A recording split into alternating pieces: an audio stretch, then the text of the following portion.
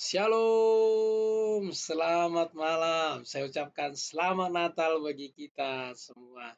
Haleluya. Malam ini saya sangat bersuka cita saudara-saudara karena kita bisa kembali dalam program Sharing Inspiring secara khusus segmen inspirasi Natal di tengah-tengah pandemi. Haleluya. Saya percaya saudara, meskipun di tengah-tengah pandemi itu tidak mengurangi sukacita kita bersama, kita semua tetap bersuka cita di dalam Tuhan karena sukacita kita sumbernya dari Roh Kudus. Haleluya. Malam hari ini saudara-saudara kita akan belajar firman Tuhan yaitu tentang terang yang besar. Haleluya. Sebelum kita belajar firman Tuhan, mari kita berdoa terlebih dahulu.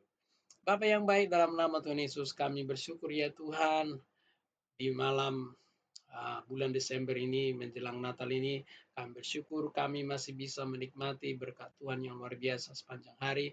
Kami masih bisa menikmati pemeliharaan dan perlindungan Tuhan, sehingga malam hari ini kami diberi kesempatan belajar firman Tuhan. Biarlah malam hari ini Roh Kudus berkarya di tengah-tengah kami, menjamah kami, menginspirasi kami, sehingga kami semua bisa menjadi pelaku firman Tuhan, dan kami semakin hari semakin bertumbuh dalam Tuhan. Hamba-Mu yang sangat terbatas, biarlah Roh Kudus yang menolong, yang memimpin, bahkan memilih setiap kata-kata yang keluar dari mulut hamba-Mu, sehingga setiap pengajaran yang keluar dari mulut hamba-Mu, semuanya ada di bawah kendali Roh Kudus. Malam ini ya Tuhan, kami sudah menyiapkan hati, berfirmanlah, sebab kami sudah siap. Dalam nama Yesus kami berdoa. Haleluya. Amin. Amin saudara-saudara. Kita akan membaca firman Tuhan dari kitab Matius. Kita masih dalam pasal yang keempat seperti yang saya katakan sebelumnya. Kita baca dari ayat 12 sampai 17 ya. Saya bacakan. Tetapi waktu Yesus mendengar bahwa Yohanes telah ditangkap, menyingkirlah ia ke Galilea. Ia meninggalkan Nazaret dan diam di Kapernaum, di tepi danau, di daerah Zebulon dan Naftali, supaya genaplah firman Tuhan yang disampaikan oleh Nabi Yesaya, tanah Zebulon dan tanah Naftali, jalan ke laut, daerah seberang sungai Yordan, Galilea, wilayah bangsa-bangsa lain. Bangsa-bangsa yang diam dalam kegelapan telah melihat terang besar, dan bagi mereka yang diam di negeri yang dinaungi maut telah terbit terang. Sejak itulah Yesus memberitakan, bertobatlah sebab kerajaan Allah sudah dekat.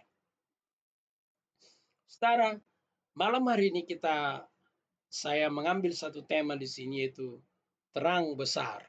Dan kita akan melihat perikop ini. Kita mulai dari ayat yang ke-12.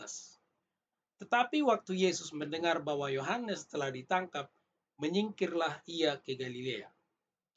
Ia meninggalkan Nazaret dan diam di Kapernaum, di tepi danau daerah Zebulon dan Naftali, supaya genaplah firman yang disampaikan oleh Nabi Yesaya. Kita tahu saudara-saudara bahwa Yohanes itu ditangkap ya karena dia memberitakan firman Tuhan. Tentu seperti yang kita tahu, kita mundur sedikit lagi ke belakang ya, yaitu kita tahu pada sebelum ya sebelum masa perjanjian baru, atau boleh saya katakan dari zaman Maliaki sampai zaman Yohanes Pembaptis saat itu adalah masa kegelapan. Ini adalah masa kegelapan karena apa? Yang pertama, Tuhan diam. Tuhan tidak berbicara lewat nubuatan lagi. Ya, tentu Tuhan bisa saja berbicara lewat firman yang tertulis, tapi pada saat itu pemuka-pemuka agama itu hanya menafsirkannya ya sesuka hati mereka. Dan pada saat itulah mulai berkembang yaitu filsafat. Filsafat saat itu bertumbuh pesat. Ya, mulailah di situ agama-agama yang lain itu bertumbuh pesat. Ada banyak pengajaran yang mencoba membuat manusia itu mengatasi permasalahannya. Tapi pada zaman itu disebut kurang lebih 400 tahun. Itu adalah zaman kegelapan. Itu sebabnya kalau kita perhatikan dikatakan di ayat yang di ayat yang ke-16 ya, bangsa-bangsa yang diam dalam kegelapan. Pada saat itu ya, orang-orang yang di Kapernaum itu ya, di Kapernaum maksud saya ya, di daerah Jebulon dan Naftali itu sebenarnya bukan hanya itu saja ya, semua pada zaman itu. Tapi demi ya tentu karena ini penggenapan firman Tuhan ya, karena ini penggenapan firman Tuhan, Yesus menggenapinya. Luar biasa saudara ya. Sekali lagi, pada zaman itu tentu kita tahu bahwa yang berkuasa saat itu adalah kerajaan Romawi. Maka ketika ada orang yang memberitakan firman Tuhan itu risikonya besar. Dan kita tahu pada akhirnya Yohanes Pembaptis itu mati dengan dipenggal kepalanya. Dia ditangkap pada saat itu. Nah, karena Yohanes juga pada saat itu dia berseru-seru memberitakan berita tentang kerajaan Allah pada saat itu. Nah, Yesus pergi, pindah. Ya ini di sini kita bisa melihat bahwa apa yang difirmankan dalam Roma 8:8 segala sesuatunya itu mendatangkan kebaikan. Nah, dengan ditangkapnya Yohanes pada saat itu, justru itulah awal daripada pelayanan Tuhan Yesus saat itu. Ya, kita bisa melihat di sini di ayat 17, sejak waktu itulah Yesus memberitakan, bertobatlah sebab kerajaan Allah sudah dekat. Jadi saudara-saudara, berita pertobatan dari Yesus itu dimulai dari tanah Jebulon dan tanah Naftali. Pada saat itu ada bangsa-bangsa yang diam di dalam kegelapan. Ya, bahkan dikatakan di negeri yang dinaungi maut. Kenapa disebut maut? Bayangkan saja pada saat itu orang diam dalam kegelapan, orang berbuat semaunya, orang hidup dalam dosa, jelas upah dosa adalah maut. Orang-orang yang hidup dalam kegelapan, mereka dinaungi maut. Sekali lagi saudara, orang yang hidup dalam kegelapan, maka mautlah ending hidupnya. Tetapi saudara-saudara luar biasa. Ya luar biasanya. Bangsa yang diam dalam kegelapan melihat terang yang besar. Bagi mereka yang diam di negeri yang telah terbit terang. Siapa itu terang itu? Ya kalau saudara perhatikan terjemahan bahasa Indonesia di situ pakai huruf T besar. Ini mengacu kepada Yesus. Kenapa? Karena Yesus saat itu memberitakan Injil Kerajaan Allah. Karena Yesus memberitakan pertobatan. Yesus memberitakan sebab bertobatlah, sebab kerajaan Allah sudah dekat. Kalau kita melihat Yesus pada saat itu memberitakan berita pertobatan ini, memberitakan kerajaan Allah, itu menjadi terang, itu mencelikan mata banyak orang. Itu sebabnya ada banyak orang yang mengikuti dia, ada banyak orang yang terkagum dengan pengajarannya, banyak orang berbondong-bondong mengikuti dia. Karena apa? Pengajarannya yang begitu luar biasa. Pengajarannya yang begitu berkuasa. Itu sebabnya dikatakan dia sebagai terang yang besar. Karena apa? Pada saat itu orang melihat kembali kebenaran. Orang melihat berita kerajaan Allah diberitakan. Karena apa? Karena hampir 400 tahun Tuhan diam. Nubuatan tidak ada. Akhirnya orang berjalan dengan maunya sendiri. Orang hidup dalam kegelapan. Begitu Yesus hadir. Dia hadir memberitakan pertobatan. Dia hadir memberitakan tentang kerajaan Allah sudah dekat. Pada saat itulah terang itu besar. Terang itu bercahaya. Itu sebabnya ketika orang melihat pengajaran Yesus, mata mereka terbuka. Mereka mau mengikut Yesus. Dan mereka mau bertobat dan mau mengikut Yesus.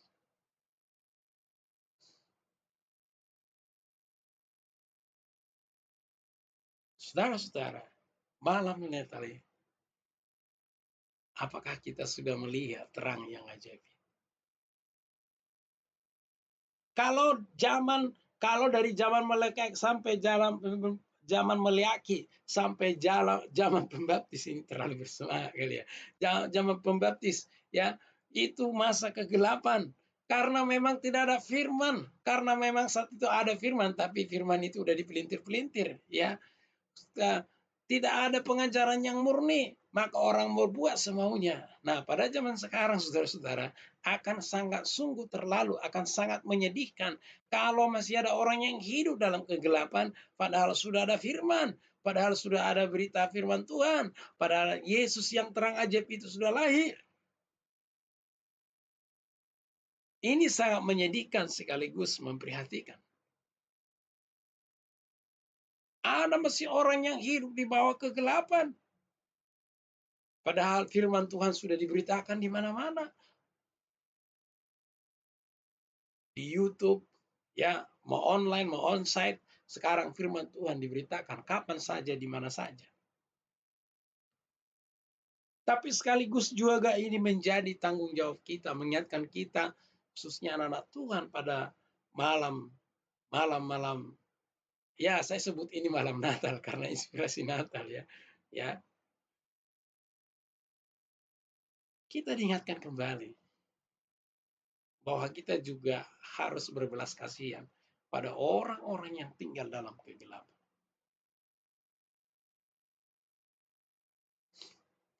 Saya dan saudaralah yang membawa orang kepada yang terang ajaib itu.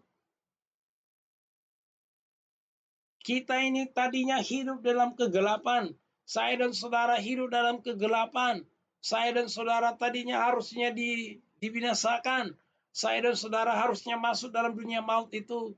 Tapi kita bersyukur ada orang yang memberitakan firman Tuhan bagi kita. Sehingga kita melihat terang yang ajaib itu. Sehingga kita pindah dalam kerajaan terang. Malam ini saudara-saudara, kalau saya dan saudara dulu ada dalam kegelapan, sekarang kita sudah dalam terang, terang yang ajaib, terang yang besar itu. Maka saudara-saudara, kita harus berbelas kasihan kepada orang-orang yang tinggal dalam kegelapan sana. Mari kita menjadi terang bagi mereka. Mari kita menjadi terang bagi mereka. Bagaimana kita menjadi terang? Kalau dalam konteks Matius 5, tentu nanti kita akan sampai kepada situ. Tapi kita bacakan dulu, ya. Ya. Demikianlah hendaknya terangmu bercahaya di depan, supaya mereka melihat perbuatan baikmu dan memuliakan Bapamu yang di surga. Jadi bagaimana kita menjadi terang bagi orang-orang yang ada di luar sana? Yang pertama itu perbuatan baik kita. Perbuatan kita itu jauh lebih banyak berbicara daripada kata-kata kita. Seperti yang saya katakan sebelum-sebelumnya, saudara, dalam masa corona ini, masa pandemi ini, saya menekankan perbuatan baik. Karena apa? Perbuatan baik itulah yang membuat orang melihat terang kita itu. Perbuatan baik kita itu yang melihat kita sebagai terang. Perbuatan baik kita itulah yang membuat orang yang memuliakan Bapa kita. Perbuatan baik itu banyak sekali.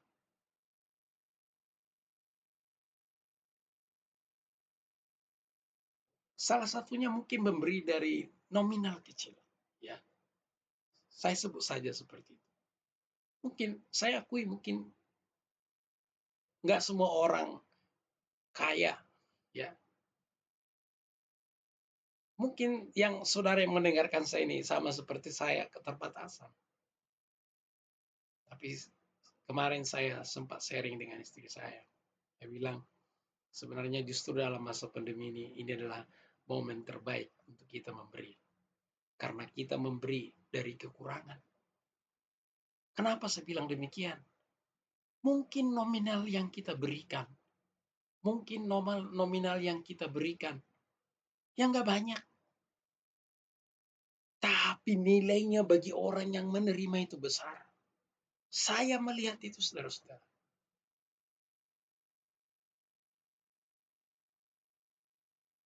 Kemarin, saudara, saya memberi sebenarnya nilainya nggak besar. Sedikit saja. Tapi saya lihat dia sangat bersyukur. Wah, ketika saya lihat dia bersyukur, ada satu sukacita di sini, ya di hati saya yang memang tidak ada sukacita itu kalau tidak melakukan itu. Lagi-lagi saudara, nominalnya nggak banyak. Ya, saya juga sangat terbatas secara finansial saat ini. Tapi saya belajar, ya, menjadikan itu gaya hidup. Karena apa? Dengan demikian kita menjadi terang. Orang akan melihat terang kita.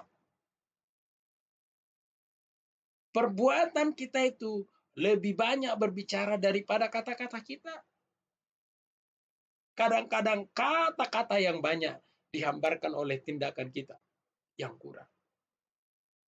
Sekali lagi saya katakan, kata-kata kita yang banyak, kata-kata kita yang baik, kata-kata kita yang manis, kadang-kadang itu dihambarkan karena kurangnya tindakan kita.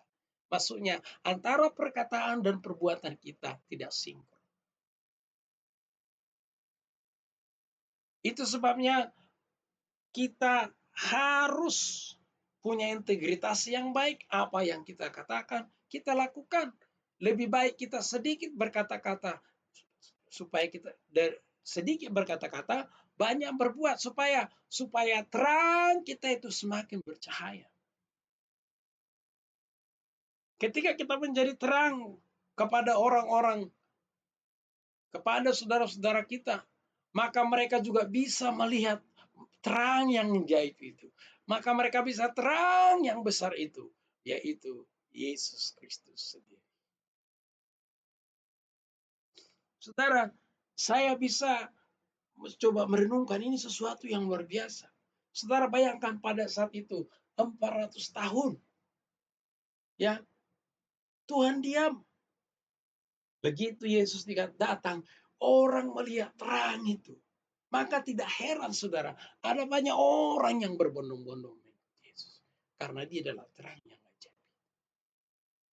Saudara dan saya sudah mengenal terang yang ajaib itu. Maka tugas saya dan saudara, malam Natal itu diingatkan, membawa saudara-saudara kita yang digelap, yang masih dalam kegelapan. Ya, menerangi mereka supaya mereka bisa melihat terang yang ajaib itu, Yesus, yaitu Yesus Kristus. Sekali lagi saya tegaskan, malam ini kita diingatkan supaya kita bisa menjadi terang bagi saudara-saudara kita yang tinggal dalam kegelapan, supaya mereka bisa melihat terang yang ajaib itu. Itu sebabnya dikatakan kita adalah terang dunia. Kita menjadi terang bukan karena kita sendiri. Karena di dalam kita ada terang yang ajaib itu, yaitu Yesus Kristus. Itu sebabnya kita menerangi orang lain. Malam ini saudara, kita diingatkan kembali. Saya melihat ada satu esensi yang sama dalam konteks ini. Yang pertama, saya melihat saudara, di sini ada penangkapan Yohanes, kemudian Yesus pindah.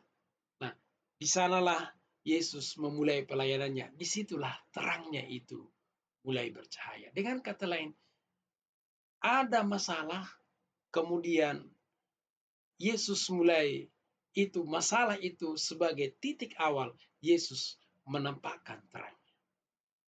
Sekali lagi, masalahnya adalah Yohanes ditangkap, kemudian itu menjadi titik awal Yesus memberitakan, bertobatlah sebab kerajaan Allah sudah dekat. Disitulah orang melihat terang besar itu. Maka seperti yang saya ada esensi yang sama. Sekarang masalahnya apa? Masalahnya kita, masalah seluruh dunia dalam menghadapi pandemi. Maka inilah mari kita jadikan ini menjadi titik tolak bagi kita untuk memberitakan bertobatlah sebab kerajaan Allah sudah dekat, khususnya bagi saudara-saudara kita yang tinggal dalam kegelapan.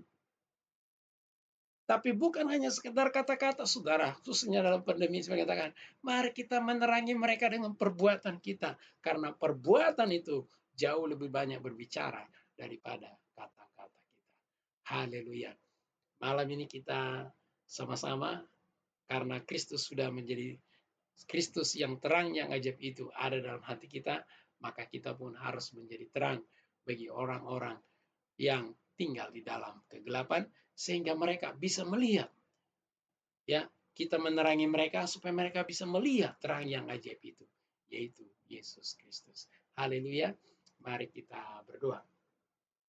Bapa yang baik, dalam nama Tuhan Yesus kami bersyukur malam hari ini kami boleh belajar bersama-sama, yaitu tentang terang besar. Kami tahu ya Tuhan bahwa Yesus adalah terang besar itu yang menerangi pada zaman itu. Biarlah orang-orang pada saat itu haus akan firman Tuhan. Mereka haus akan firman Tuhan yang benar. Kami percaya juga ya Tuhan, kami bersyukur Yesus yang adalah terang ajaib itu ada dalam hati kami.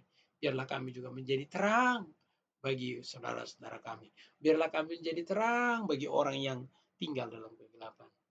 Tuhan Yesus, tolong kami ya Tuhan, supaya kami menerangi saudara-saudara kami yang tinggal dalam kegelapan lewat perbuatan kami. Kalaupun kami berkata-kata, biarlah perkataan kami sinkron dengan perbuatan kami. Jangan sampai perkataan kami dihambarkan oleh tindakan yang kurang. Biarlah terang-Mu yang ajaib itu bercahaya di hati kami, sehingga kami bisa juga bercahaya bagi orang lain.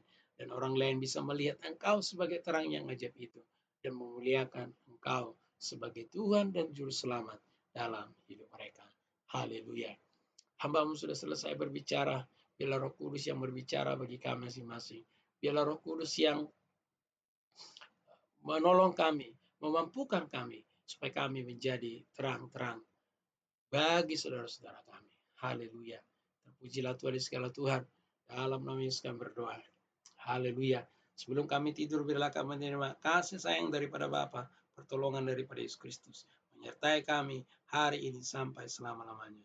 Haleluya. Amin. Amin. Shalom. Selamat Natal.